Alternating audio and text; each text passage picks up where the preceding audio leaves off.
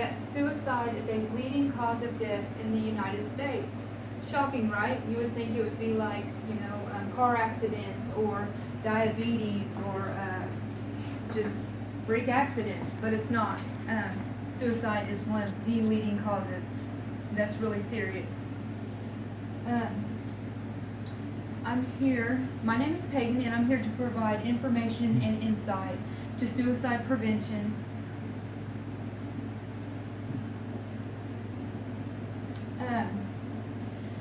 I have 3 main points I want to tell you about, and they are about taking action. And taking action means learning the warning signs for people who show signs or experience suicidal ideations. That's eliminating access to means and collaborating a plan. And this plan it's a safety plan. It's a plan for what they can do when they're experiencing the ideation, who they can call, activities that they can do that are positive instead of negative, and positive affirmations, because believe it or not, positive affirmations go a long way. They need to know that they are worthy and that their lives do matter, because they go out every day and they think that there's no reason to live, and that's not true. So they're telling themselves that, and we need to tell them the opposite. The statistics for suicide in 2020 are a little bit shocking, and this is in the United States alone. In 2020, 45,979 people committed suicide, or they carried out suicide. I don't like to say commit, because commit sounds like it's a crime or a sin, and it's not. They didn't commit a crime, they didn't do anything wrong, but suffer from a mental illness. 125 people carry out suicide daily. One person every 11.5 seconds, and one attempt every 27.5 seconds.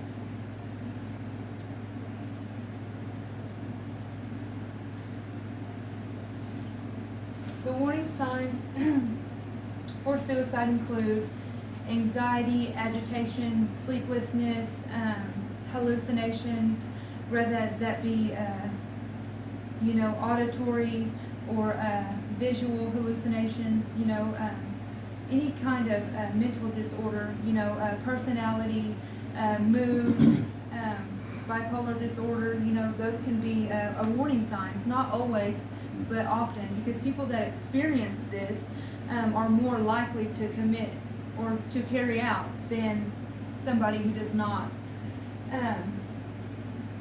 Engaging in risky activities, somebody who is, what do they call it, adrenaline junkie, risky activities. Why are they risking their lives? Why are they, pushing it to the limit? That's a really serious warning sign. Expressing feelings of not having a reason to live is a really big one. And when someone cares enough about you or your opinion to sit down and confide in you, that they're thinking about doing that to themselves, sit down and listen. Because if you don't, you'll regret it.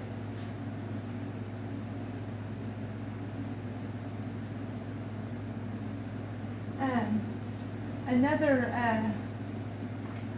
part of suicide prevention is reducing their access to lethal means. Access to lethal means is the things that they would use to do self-harm, to carry out suicide. So you've got to get serious about it. You've got to sit down and ask the uncomfortable, really have a heart-to-heart talk. If this is how you're feeling, how would you do it? Do you have a plan? And if they do tell you, however that is, whether it be by a gun, jumping in front of a car, overdosing, you reduce their access to those means. That means that you're always there. If they take medications that they could overdose on, you get those medications and you put them in a lockbox. And you don't give them to them until it's time. You have control over that lockbox. If it's by jumping out in front of a car, you make sure when they leave the house, you're always with them. If it's with a gun, you eliminate every gun in the house, or you If they won't let you do that, you make them take their gun apart. So that way, when they have that suicidal thought, they can't go directly to that thing and pick it up and do it. The more time you put between the thought and the action, the less likely it is to take place. And that's a fact.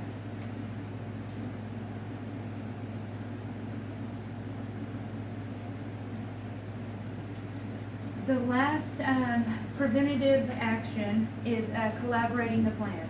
That's the safety plan. And that consists of discussing, seeking professional help, mental health professional help. Oftentimes they don't want to do that, or they'll do that, but they don't want to see it through, you know, and it's hard for them, you know. And so it's our duty to see them through that, you know. So if it's going with them to their appointments, scheduling the appointments for them, taking care of their medication appointments, you know, anything that you can do to be there with them step by step so that they're not alone, you know. Make a list of the people that they can call, like I mentioned earlier. So that's you know, mom, brother, significant other, you know, somebody who, when they have that thought, they can immediately call them and express their feelings. Somebody that's going to be unjudgmental, that's not going to condemn them or tell them the way that they're feeling or experiencing their feelings is wrong, because it's not. Their mental condition is theirs, and there's nothing wrong with it. It's their feelings, and we all experience feelings differently, you know. And number one, I'd say, is establishing boundaries. You know, you've got to have boundaries with that person just as they have their own boundaries. You've got to find your do's and your don'ts. You know, what is it okay to talk about in front of you? That way I don't trigger you into having your thoughts, your negative thoughts, you know. What can I do to help you not have those thoughts, you know? Find your do's and your don'ts.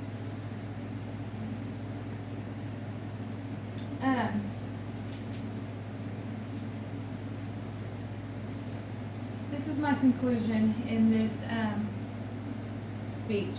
And I just want to say, you know, suicide isn't taken nearly as seriously as it should be, you know, because we see people, they cut, you know, they self-mutilate because they're trying to release pain inside, you know, and we laugh at them and we scoff at them and we brush them aside, you know, because of the way that they experience pain and grief and guilt and shame. But if we didn't do that, if we provided support for them, I mean, non-judgmental, unconditional love and support, it could change a life. And that just one life means a whole lot. If we pay attention, the warning signs are all there. We can collaborate that plan, eliminate access to lethal means, and pay attention to the warning signs. That's the number one thing. You know, the warning signs, when we see people acting out of character and we don't pay attention, or we see them doing it, acting out of character, and we don't put ourselves aside long enough to sit down and listen, we're failing that person. Because it's going to cost them their life.